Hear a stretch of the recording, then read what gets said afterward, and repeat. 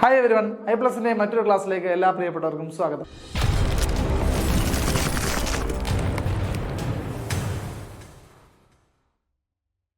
നമ്മൾ കേരള നവോത്ഥാനവുമായി ബന്ധപ്പെട്ട ക്ലാസ്സുകളാണ് കണ്ടക്ട് ചെയ്തുകൊണ്ടിരിക്കുന്നത്. അതിൽ തന്നെ അടുത്തൊരു വ്യക്തിത്വമാണ് കുര്യാക്കോസ് ഏലിയാസ് ചാവറ, അല്ലെങ്കിൽ ചാവറ അച്ഛൻ നമ്മൾ ചുരുക്കി വിളിക്കാറുണ്ട് അല്ലേ. അപ്പോൾ കുര്യാക്കോസ് ഏലിയാസ് ചാവറ അച്ഛൻ്റെ വിശേഷങ്ങളാണ് ഇന്നത്തെ ക്ലാസ്സിൽ നമ്മൾ ഡിസ്കസ് ചെയ്യും. നോക്കിക്കോളൂ. Kuriakose Elias Chavara was otherwise called as Chavara Achan. നമ്മൾ പറഞ്ഞല്ലോ, ചാവറ അച്ഛൻ എന്നറിയപ്പെടുന്ന നവോത്ഥാന നായകനാണ് ആരെന്ന് പറയുന്നത് കുര്യാക്കോസ് ഏലിയാസ് ചാവറ. ഫുൾ നെയിം ആണത്. ഓക്കെ. ചാവറ അച്ഛൻ വാസ് ബോൺ ഓൺ 1805 ഫെബ്രുവരി 10. 1805 ഫെബ്രുവരി 10 ആര് ജനിക്കുന്നത്? കുര്യാക്കോസ് ഏലിയാസ് ചാവറ ജനിക്കുന്നത്. നമ്മുടെ കേരള നവോത്ഥാനത്തിന്റെ പിതാവ് എന്നറിയപ്പെടുന്ന ശ്രീനാരായണ ഗുരു ജനിക്കുന്നതിന് മുൻപേ ജനിച്ച, അല്ലെങ്കിൽ ശ്രീനാരായണ ഗുരു ജനിക്കുന്നതിന് ശേഷം എനിക്കൊന്ന് ഇദ്ദേഹം ജനിച്ചതിന് ശേഷം ഒരു 50 വർഷം കഴിഞ്ഞിട്ടാണ് ആര് ജനിക്കുന്നത്? ശ്രീനാരായണ ഗുരു ജനിക്കുന്നത് അല്ലേ. അപ്പോൾ അത്രയും സീനിയർ മോസ്റ്റ് ആയിട്ടുള്ള ഒരു നവോത്ഥാന നായകനാണ് ആരെന്ന് പറയുന്നത് കുര്യാക്കോസ് ഏലിയാസ് ചാവറ എന്ന് പറയുന്നത്. ശ്രീനാരായണ ഗുരു സമൂഹത്തെ, അല്ലെങ്കിൽ നമ്മുടെ സമൂഹത്തെ ഉദ്ബോധിപ്പിക്കുന്നതിനൊക്കെ ഒരുപാട് മുൻപേ തന്നെ സമൂഹത്തിന് വേണ്ടി ഒരുപാട് നല്ല കാര്യങ്ങൾ, നവോത്ഥാനപരമായ കാര്യങ്ങൾ ചെയ്തിട്ടുള്ള വ്യക്തിത്വം കൂടിയാണ് ആരെന്ന് പറയുന്നത് കുര്യാക്കോസ് ഏലിയാസ് ചാവറ എന്ന് പറയുന്നത്. Okay. Birth place Kainakary, Alappuzha. Alappuzha ജില്ലയിലെ കൈനകരി എന്ന സ്ഥലമാണ് ജന്മസ്ഥലം. അപ്പൊ ജനിച്ചത് 1805 ഫെബ്രുവരി 10. Father's name Ikko Kuriakose. അച്ഛന്റെ പേര് ഐക്കോ കുര്യാക്കോസ് എന്നായിരുന്നു. അതുപോലെ മദേഴ്സ് നെയിം മറിയം തോപ്പിൽ. മറിയം തോപ്പിലിന്റെയും ഐക്കോ കുര്യാക്കോസിന്റെയും മകനായിട്ടാണ് ആര് ജനിക്കുന്നത്? 1805 ഫെബ്രുവരി 10 കുര്യാക്കോസ് ഏലിയാസ് ചാവറ ആലപ്പുഴ ജില്ലയിലെ കൈനകരി എന്ന ഗ്രാമത്തിൽ ജനിക്കുന്നത്. ക്ലിയർ ആണല്ലോ. അദ്ദേഹത്തെ അറിയപ്പെടുന്ന പേര് ചാവറ അച്ഛൻ എന്ന പേരിലാണ് അദ്ദേഹം അറിയപ്പെടുന്നത്. ക്ലിയർ. നോക്കൂ. House name Chavara Bhavan. Confusion ഒന്നും ഉണ്ടാവത്തില്ല, നമുക്ക് എളുപ്പത്തിൽ തന്നെ കിട്ടും കേട്ടോ. The renaissance leader who made church reformations in catholic community. കത്തോലിക്ക സഭയിലെ റിഫോർമേഷൻസ്, കത്തോലിക്ക സഭയിൽ ഒരുപാട് നവോത്ഥാനപരമായ മുന്നേറ്റങ്ങൾ, നവോത്ഥാനപരമായ കാര്യങ്ങൾ ചെയ്തിട്ടുള്ള വ്യക്തിയാണ് ആരെന്ന് പറയുന്നത് ചാവറ അച്ഛൻ. അദ്ദേഹം കത്തോലിക്ക സഭയെ പ്രതിനിധീകരിക്കുന്ന ഒരു വ്യക്തിത്വമാണെന്നുള്ള കാര്യം ഈ ഒരു അവസരത്തിൽ ഓർത്തിരിക്കും. Okay. The first vicar general in Kerala. കേരളത്തിലെ ആദ്യത്തെ വികാരി ജനറലാണ് വികാർ ജനറൽ എന്ന് പറഞ്ഞാൽ വികാരി ജനറൽ. കേരളത്തിൽ നിന്നുള്ള ആദ്യത്തെ വികാരി ജനറലാണ് ആരെന്ന് പറയുന്നത് ചാവറ അച്ഛൻ എന്ന് പറയുന്നത്. The renaissance leader who was known as ദൈവദാസൻ എന്നറിയപ്പെടുന്ന നവോത്ഥാന നായകൻ. അപ്പോൾ ദൈവദാസൻ എന്ന പേര് അറിയപ്പെടുന്ന നവോത്ഥാന നായകൻ ആരാണ്? ചാവറ അച്ഛനാണ്. നോക്കുക, ഈ പടത്തിനകത്ത് തന്നെ നമുക്കൊരു ചെറിയൊരു ഓറയൊക്കെ കാണാൻ പറ്റുന്നുണ്ട് അല്ലേ. അപ്പോൾ ദൈവദാസൻ എന്നറിയപ്പെടുന്ന നവോത്ഥാന നായകൻ ആരാണ്? ചാവറ അച്ഛനാണ്.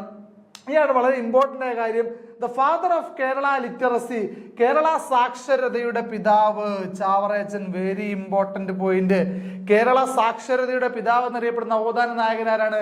ചാവറ അച്ഛനാണ്. സാക്ഷരതയുടെ മേഖലയിൽ അദ്ദേഹം നൽകിയ സംഭാവനകൾ വളരെ ശ്രദ്ധേയമാണ്. അദ്ദേഹം സ്കൂളുകൾ ഒരുപാട് സ്ഥാപിച്ചു.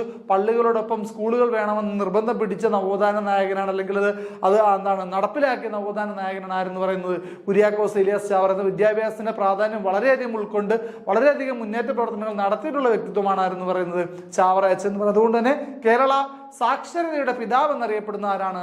കുര്യാക്കോസ് ഏലിയാസ് ചാവറയാണെന്നുള്ള കാര്യം ഈ അവസരത്തിൽ ഓർത്തു വയ്ക്കുക. Okay.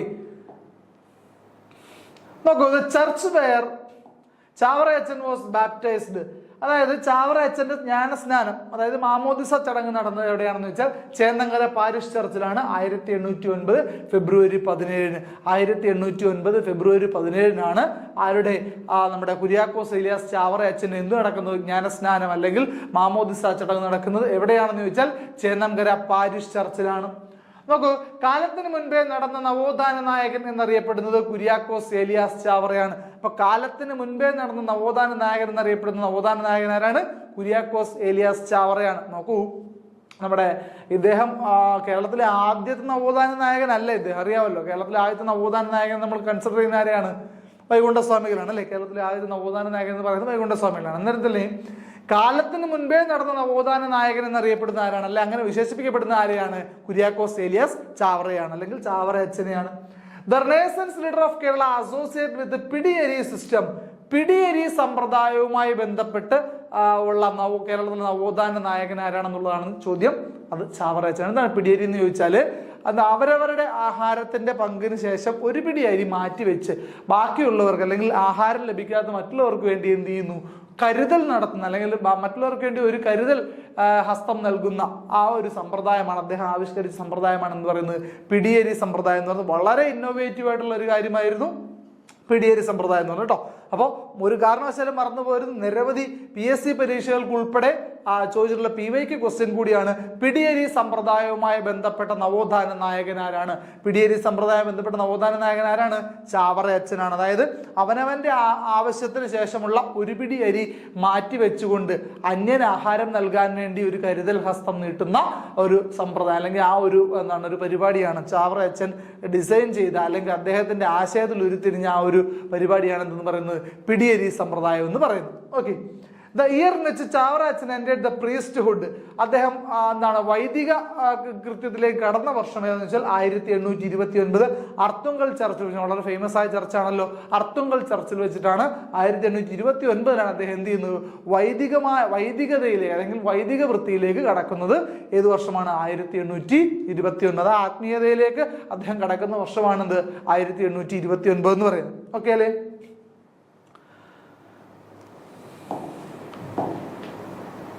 Okay. Chavara Achan started a Sanskrit school in 1846 Mannanam. അദ്ദേഹം ചാവറ അച്ഛൻ ഒരു സംസ്കൃത സ്കൂൾ സ്ഥാപിക്കുകയുണ്ടായി. വർഷം 1846, സ്ഥലം മാന്നാനം. ഓർത്തു വയ്ക്കുക, മാന്നാനം കേട്ടോ. അപ്പൊ 1846 മാന്നാനത്ത് വെച്ചിട്ടാണ് എന്ത് ചെയ്യുന്നത്? അദ്ദേഹം ഒരു സംസ്കൃത സ്കൂള് സ്ഥാപിക്കുന്നത്. അപ്പൊ 1846 മാന്നാനത്ത് സംസ്കൃത സ്കൂൾ ആരംഭിച്ച ഏത് നവോത്ഥാന നായകനാണെന്ന് ചോദിച്ചാൽ ചാവറ അച്ഛനാണ്. ഓക്കെ അല്ലേ? The first seminary founded by Chavara Achan was in 1833 Mannanam. Chavara അച്ഛൻ സ്ഥാപിച്ച ആദ്യത്തെ സെമിനാരി എന്ന് പറയുന്നതാണ് ഈ യുവാക്കൾക്ക് ഈ വൈദിക വൃത്തി പഠിപ്പിക്കാൻ വേണ്ടി ട്രെയിനിങ് നൽകുന്ന സ്ഥലങ്ങളാണെന്ന് പറയുന്നത് സെമിനാരികൾ എന്ന് പറയുന്നത്. അപ്പൊ അദ്ദേഹം ആദ്യമായി സ്ഥാപിച്ച സെമിനാരി 1833 മാന്നാനത്താണ്. അപ്പൊ ആദ്യത്തെ സെമിനാരി അദ്ദേഹം സ്ഥാപിക്കുന്നു 1833 Mannanam. Okay, the printing press started by Chavara Achan. ഇത് വളരെ ഇമ്പോർട്ടന്റ് ആയ കാര്യമാണ്. അതായത് കുര്യാക്കോസ് ഏലിയാസ് ചാവറ സ്ഥാപിച്ച ആദ്യത്തെ പ്രിന്റിംഗ് പ്രസ് എവിടെയാണെന്ന് ചോദിച്ചാൽ അത് സെന്റ് ജോസഫ് പ്രസ് ആണ്. അതും മാന്നാനത്താണ്. വർഷം 1846. വളരെ ഇമ്പോർട്ടന്റ് ആണ് കേട്ടോ. അപ്പൊ 1846 മാന്നാനത്ത് എന്ത് സ്ഥാപിച്ചു? ഒരു പ്രിന്റിംഗ് പ്രസ് സ്ഥാപിച്ചു. ആരാണ്? കുര്യാക്കോസ് ഏലിയാസ് ചാവറ. ഇതിന് വളരെയധികം ഇമ്പോർട്ടൻസ് ഉണ്ട് കേട്ടോ. കാരണം അന്നത്തെ കാലത്ത് ഒരു പ്രിന്റിംഗ് പ്രസ്സുകൾ നടത്തണമെന്നുണ്ടെങ്കിൽ ഒരാൾക്ക് ഒറ്റയ്ക്ക് നടക്കുന്ന കാര്യമല്ല. അന്ന് ഇവിടുത്തെ വിദേശ ശക്തികളായിട്ടുള്ള ബ്രിട്ടീഷുകാരുടെയും അതുപോലെ പുറത്തു നിന്നിട്ടുള്ള മറ്റ് യൂറോപ്യന്മാരുടെ ഒക്കെ സഹായം ഉണ്ടെങ്കിൽ മാത്രം നടക്കുന്ന ഒരു കാര്യമായിരുന്നു എന്ന് പറയുന്നത് ഒരു പ്രിന്റിംഗ് പ്രസ് സ്ഥാപിക്കുക എന്ന് പറയുന്നത്. അപ്പോൾ CMS പ്രസ് ഒക്കെ അറിയാമല്ലോ, ആദ്യമായിട്ട് പ്രസ് സ്ഥാപിക്കുന്നത് CMS പ്രസ് ആണ്.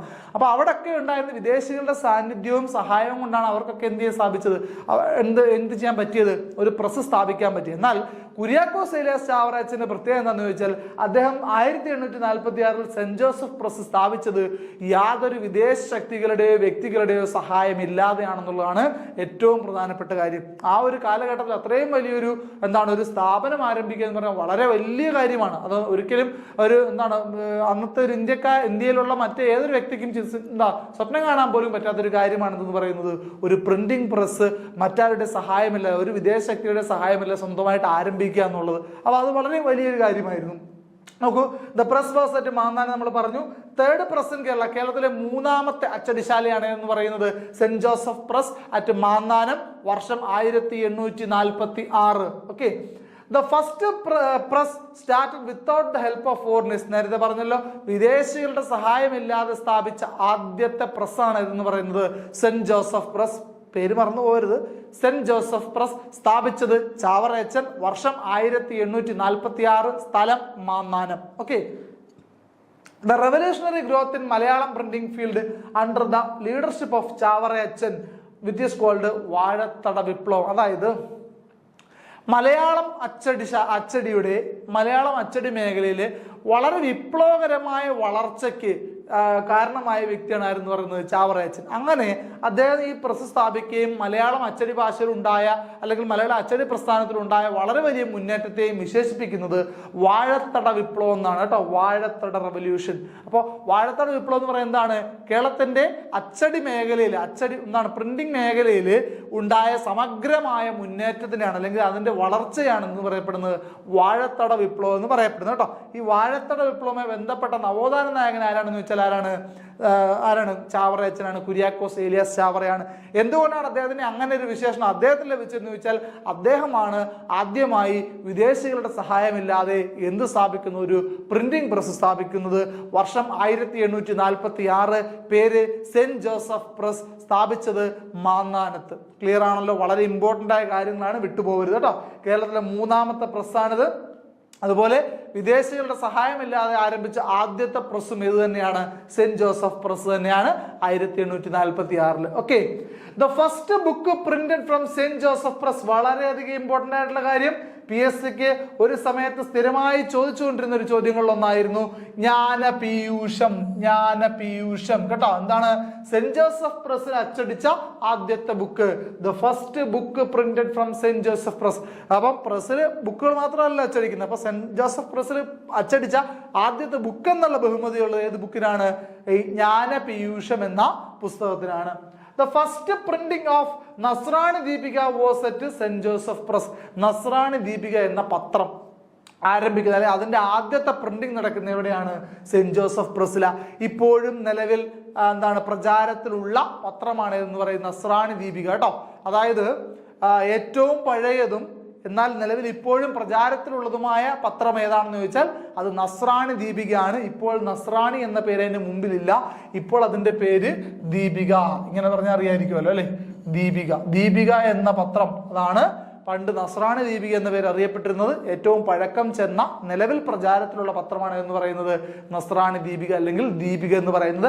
അത് ആദ്യമായി അച്ചടിച്ചത് എവിടെയാണ്? സെന്റ് ജോസഫ് പ്രസ്സിലാണെന്നുള്ള കാര്യമാണ് ഇവിടെ പറയുന്നത്. അപ്പോൾ സെന്റ് ജോസഫ് പ്രസ്സിൽ അച്ചടിച്ചാണ് ആദ്യമായി നസ്രാണി ദീപിക അച്ചടിക്കുന്ന ഏത് പ്രസ്സിലാണ്?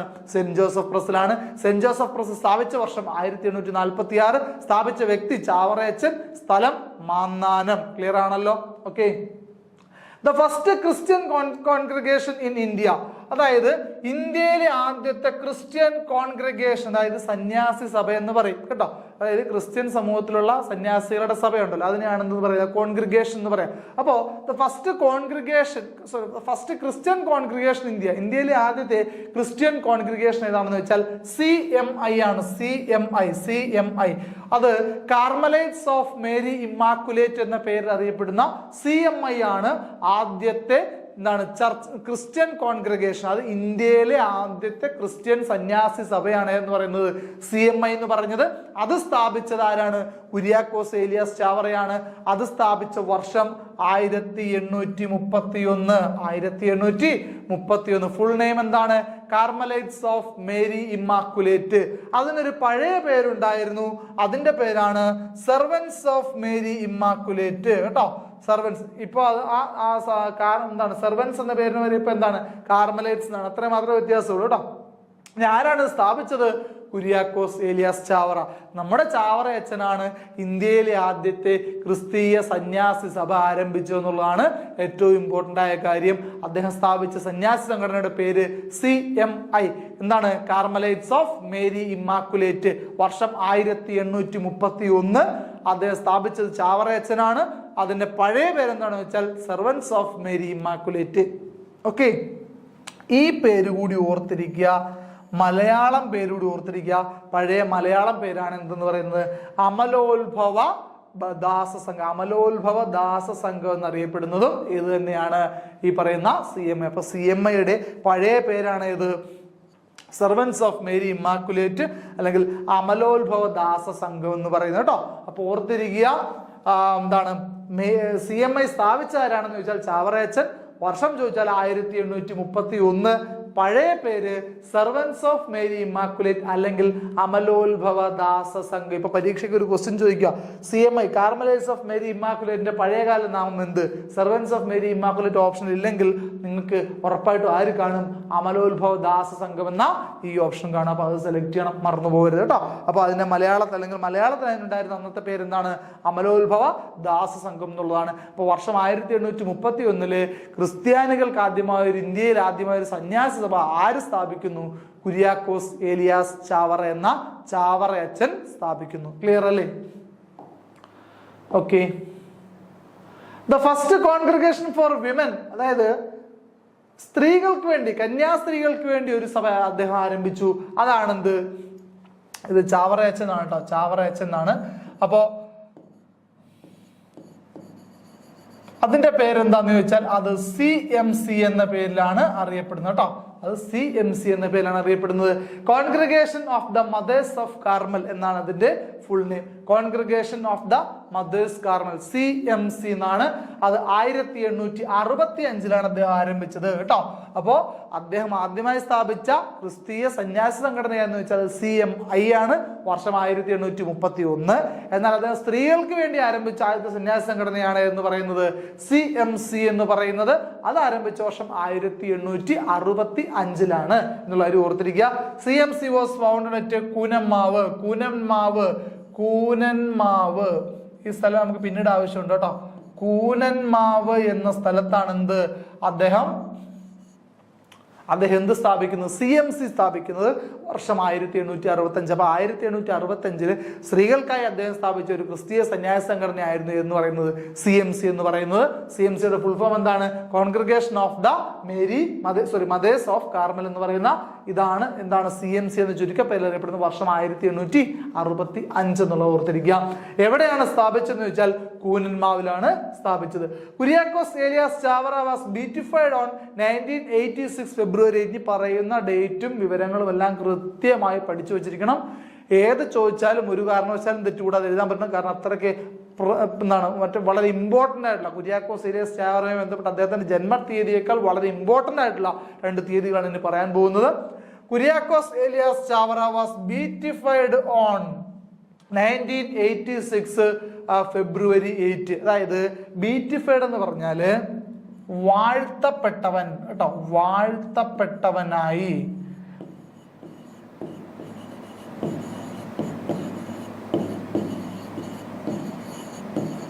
പ്രഖ്യാപിക്കുന്നു കേട്ടോ. വാഴ്ത്തപ്പെട്ടവനായിട്ട് ബീറ്റിഫൈ എന്ന് പറയുന്നത് എന്താണ്? വാഴ്ത്തപ്പെട്ടവനായി പ്രഖ്യാപിക്കുന്നു. അതിനെയാണ് എന്ത് പറയുന്നത്? ബീറ്റിഫൈഡ് എന്ന് പറയുന്നത്. ഈ വാഴ്ത്തപ്പെട്ടവൻ എന്ന് പറഞ്ഞാൽ എന്താണ്? ക്രിസ്ത്യൻ സമൂഹത്തിൽ ഈ സെയിന്റ് എന്ന് ഫ്രണ്ടിൽ ചേർക്കുമല്ലോ, വിശുദ്ധൻ എന്ന് ചേർക്കുമല്ലോ. അതായത് ജീവിച്ചിരുന്ന വ്യക്തികളായിരിക്കും, പക്ഷെ അവർക്ക് എന്തെങ്കിലും അമാനുഷികമായ കഴിവുകളൊക്കെ ഉണ്ട്.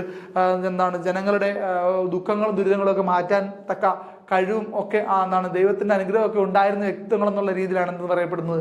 സെയിന്റ് എന്ന് ഫ്രണ്ടിൽ ചേർത്ത് നമ്മൾ കേട്ടിട്ടില്ലേ? സെയിന്റ് ആന്റണീസ്, സെന്റ് സെബാസ്റ്റ്യൻസ്, അങ്ങനെ കുറെ കേട്ടിട്ടുണ്ടല്ലോ. അപ്പൊ അങ്ങനെ അതന്നെയാണ് വിശുദ്ധൻ എന്ന് പറയുന്നത്. അങ്ങനെ വിശുദ്ധനാക്കുന്നതിന് മുൻപുള്ള ഒരു ചടങ്ങാണ് എന്ന് പറയുന്നത് ഈ വാഴ്ത്തപ്പെട്ടവൻ എന്നുള്ളത് കേട്ടോ. അപ്പൊ അതാണെന്ത്? ബീറ്റിഫൈഡ് എന്ന് പറയുന്നത്. അങ്ങനെ ബീറ്റിഫൈ ചെയ്തത് എന്നാണ് 1986 ഫെബ്രുവരി 8. 1986 ഫെബ്രുവരി 8 ആര്? ചാവറയച്ചനെ വാഴ്ത്തപ്പെട്ടവനായിട്ട് പ്രഖ്യാപിക്കുന്നത്. ആരാ പ്രഖ്യാപിച്ചതെന്ന് വെച്ചാൽ ജോൺ പോൾ രണ്ടാമൻ മാർപ്പാപ്പയാണ്. ജോൺ പോൾ രണ്ടാമൻ കേട്ടോ. ജോൺ പോൾ രണ്ടാമൻ മാർപ്പാപ്പയാണ് എന്ത് പറയുന്നത്? അദ്ദേഹത്തിനെ വാഴ്ത്തപ്പെട്ടവനായി പ്രഖ്യാപിച്ചത് വർഷം 1986 ഫെബ്രുവരി 8. നോക്കൂ, sister Alphonsa was also beatified on the same day. അതായത് അൽഫോൺസ മകളുണ്ടല്ലോ, അൽഫോൺസാമ എന്ന് വിളിക്കുന്ന, അപ്പൊ അവരെയും അല്ലെങ്കിൽ അൽഫോൺസാമയെയും ബീറ്റിഫൈ ചെയ്തത്, അവരെയും വാഴ്ത്തപ്പെട്ടവരായി പ്രഖ്യാപിച്ചത് അതേ ദിവസം തന്നെയാണ്. അപ്പോൾ ഈ ഒരു ഡേറ്റ് പഠിച്ച 2 ഗുണമുണ്ട്. 2 പേരെയും വാഴ്ത്തപ്പെട്ടവരായിട്ട് പ്രഖ്യാപിച്ചതെന്നാണെന്ന് നമുക്കറിയാൻ പറ്റും. 1986 ഫെബ്രുവരി 8 2 പേരെ വാഴ്ത്തപ്പെട്ടവരായി പ്രഖ്യാപിച്ചു. ആരെയൊക്കെയാണ്? ചാവറയച്ചനെയും അൽഫോൺസാമയും. കൃത്യമായിട്ട് മനസ്സിലായല്ലോ. അപ്പൊ പ്രഖ്യാപിച്ച ആരാണെന്ന് വെച്ചാൽ ജോൺ പോൾ രണ്ടാമനാണ് കേട്ടോ. ജോൺ പോൾ രണ്ടാമനാണ്. ക്ലിയർ? നെക്സ്റ്റ് നോക്കിയോളൂ. Kuriakose Elias Chavara was canonized on. Canonized എന്ന് പറഞ്ഞാൽ അവിടെയാണ് എന്തെന്ന് പറയുന്നത്? വിശുദ്ധനാക്കി പ്രഖ്യാപിക്കുന്നു കേട്ടോ. വിശുദ്ധനാക്കുക, വിശുദ്ധനാക്കി പ്രഖ്യാപിക്കുക, വിശുദ്ധനാക്കുക എന്നുള്ളതാണ് എന്ത്, വിശുദ്ധനാക്കി പ്രഖ്യാപിക്കുന്നതാണ് എന്ന് പറയുന്നത് കാനോനൈസ്ഡ് എന്ന് പറയുന്നത്. അത് ഏത് വർഷമാണ്? 2014 നവംബർ 23. ഒരുപാട് വർഷങ്ങളൊന്നും ആയിട്ടില്ല, 10 വർഷത്തോളം ആയിട്ടുള്ളൂ. ഓക്കെ, അപ്പോൾ എന്താണ് 2014 10-11 വർഷം അല്ലേ, 2025 10-11 വർഷത്തോളം ആവുന്നു.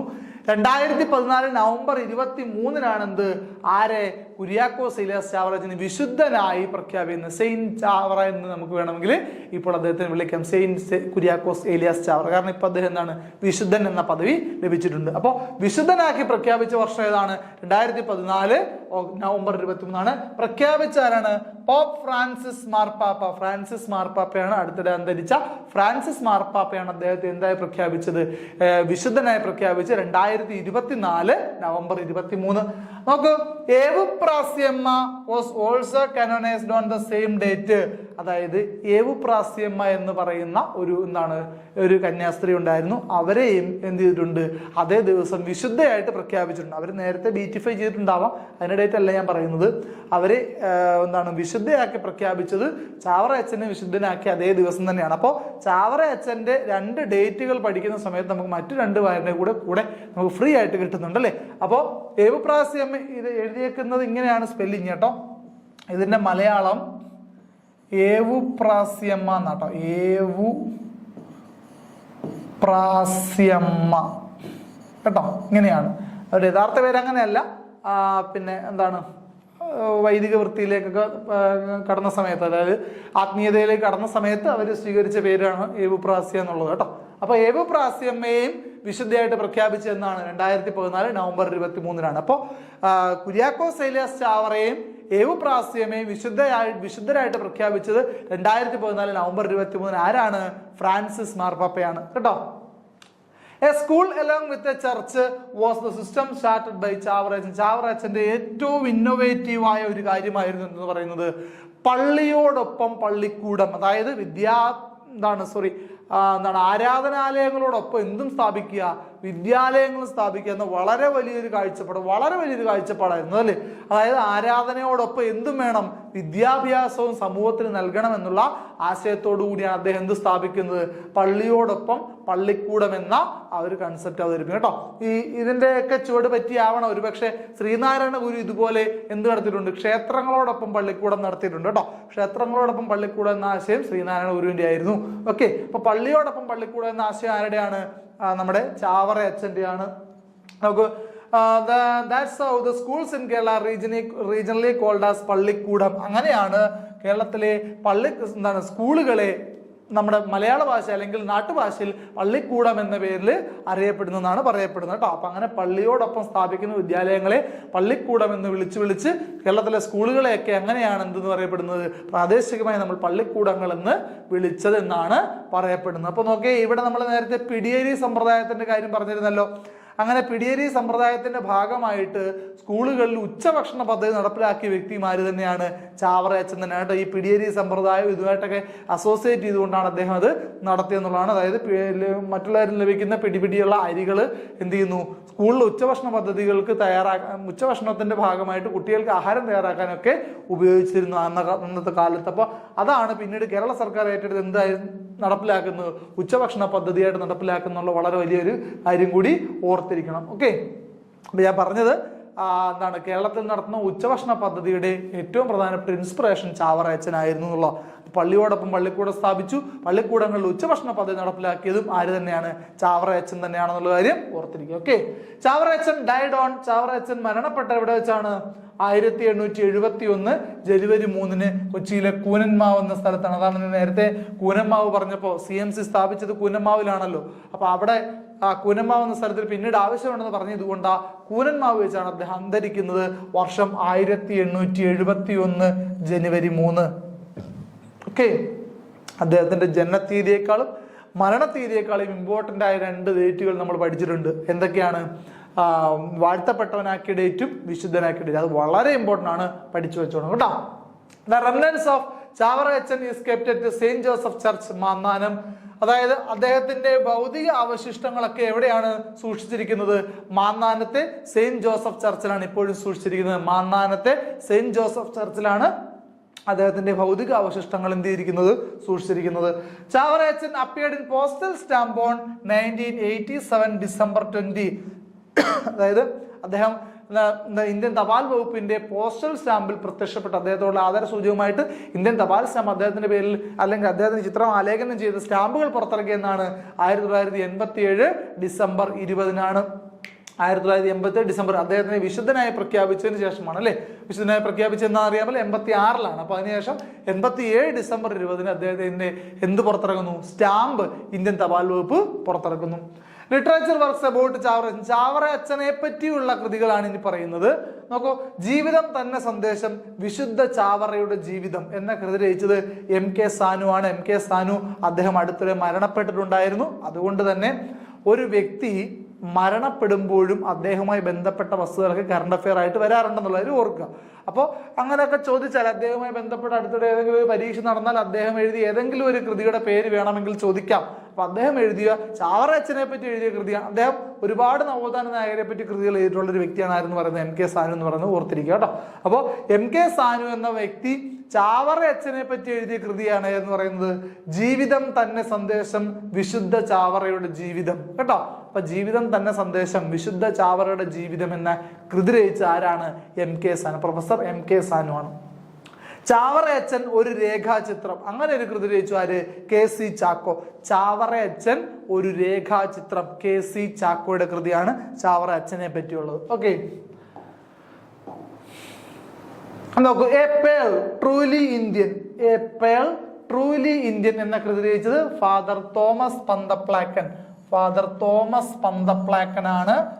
തോമസ് പന്തപ്ലാക്കൻ അദ്ദേഹമാണ് എന്ത് കൃതി രചിച്ചത്, എ പേൾ ട്രൂലി ഇന്ത്യൻ എന്ന കൃതി രചിച്ചത്. അപ്പോ ചാവറയച്ചനെ പറ്റിയുള്ള കൃതികളാണ് നമ്മൾ ഇത്ര നേരം പറഞ്ഞത്. ഇനി ചാവറയച്ചന്റെ കൃതികളാണ് ഇനി പറയുന്നത്. നല്ല അപ്പന്റെ ചാവരുകൾ, നല്ല അപ്പന്റെ ചാവരുകൾ വളരെ പ്രധാനപ്പെട്ട ഒരു കൃതിയാണ്. നല്ല അപ്പന്റെ ചാവരുകൾ, കനോന നമസ്കാരം, 40 മണിയുടെ ക്രമം, മരണപർവം, ആത്മാനുതാപം, അനസ്താസ്യയുടെ രക്തസാക്ഷിത്വം തുടങ്ങി ഇനിയും കൃതികളുണ്ട്. അപ്പോൾ ഈ കൃതികളൊക്കെ ഓർത്തിരിക്കേണ്ടതിന്റെ പ്രാധാന്യം എന്താണെന്ന് വെച്ചാൽ പരീക്ഷയ്ക്ക് ഒരു ചോദ്യം ചോദിച്ചാൽ ഒരു പക്ഷെ നമുക്ക് കൺഫ്യൂസിങ് ആണ്. കാരണം ഈ ആത്മാനുതാപം എന്ന കൃതി കാണുമ്പോൾ ചിലപ്പോൾ ഒരു പക്ഷേ ചാവറയച്ചന്റെ ആണെന്ന് ഓർക്കാൻ നമുക്കൊരു നമുക്ക് അത്രയും അങ്ങോട്ട് ചിന്തിക്കത്തില്ല. നമ്മൾ ചിലപ്പോൾ നമ്മൾ വിചാരിക്കുന്ന ഏതെങ്കിലും ശ്രീനാരായണ ഗുരുവിന്റെ ചേട്ടമ്പി സ്വാമിയുടെ ആരുടെങ്കിലും ഒക്കെ ഒരു കൃതിയാണെന്ന് കരുതിപ്പോവും. ഓക്കെ, അപ്പൊ ആത്മാനുതാപം ആരുടെ കൃതിയാണ്, ചാവറയച്ചന്റെ ആണ്. അദ്ദേഹത്തിന്റെ മറ്റു 2 കൃതികൾ കൂടി പറയുന്നുണ്ട്. ധ്യാന സല്ലാപങ്ങൾ, മരണ വീട്ടിൽ പാടുവാനുള്ള പാന തുടങ്ങിയ കൃതികൾ. ഇനി അദ്ദേഹത്തിന്റെ കൃതികൾ ഇനിയുമുണ്ട്. നമ്മൾ വളരെ ചുരുക്കം കൃതികൾ മാത്രമാണ്, വളരെ പ്രധാനപ്പെട്ടെന്ന് തോന്നുന്ന ചില കൃതികളാണ് ഉൾപ്പെടുത്തിയിരിക്കുന്നത്. ഇനി അദ്ദേഹത്തിന്റെ കൃതികളുണ്ട്. അപ്പോൾ കേരള സാക്ഷരതയുടെ പിതാവ് എന്നറിയപ്പെടുന്ന ചാവറയച്ചന്റെ വിശേഷങ്ങളാണ് നമ്മൾ ഇന്നത്തെ ക്ലാസ്സിൽ ചർച്ച ചെയ്തത്. മറ്റൊരു നവോത്ഥാന നായകന്റെ വിശേഷങ്ങൾ വേണ്ടി നമുക്ക് അടുത്ത ക്ലാസ്സിൽ കാണാം. അതുവരെ ഗുഡ് ബൈ.